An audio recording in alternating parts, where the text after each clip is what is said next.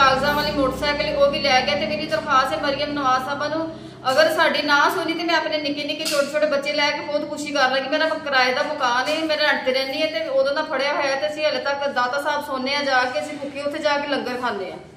ये मेरा बहुत नुकसान है, मेरा जेवरात इसके पास है, ये मुझे कुछ नहीं दे रहा। मेरी नगद तकरीबन $700 है, वो भी इन्होंने निकाल लिया। मेरे 3 ब्रीकेस हैं, उसमें से कीमती मेरी चीजें हैं, वो भी लेकर गया। आपका मुतालबा क्या है? मेरा मुतालबा ये है कि मुझे इंसाफ चाहिए और मेरी हर चीज मुझे वापस मिले।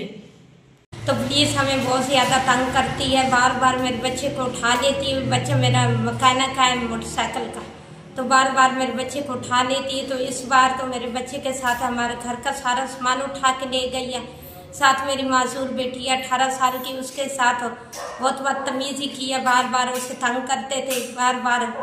तो हमारे घर का सारा सामान उठा के ले गए। तो आपसे हमारी दरख्वास्त है कि हम जज के पास भी गए, उन्होंने नहीं सुनी। DPO के पास गए, उन्होंने नहीं सुनी। तो ये SHO के पास आए तो इन्होंने नहीं सुनी। तो मेहरबानी आपकी मरियम नवाज हमारी मदद करे। तो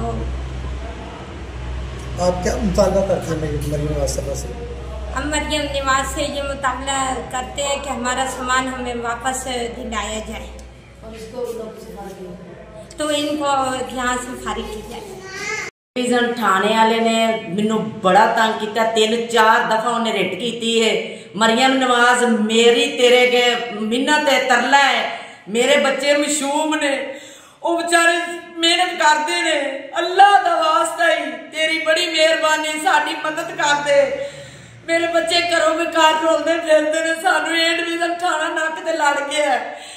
किसी मंग तंग के पैसे पूरे करने।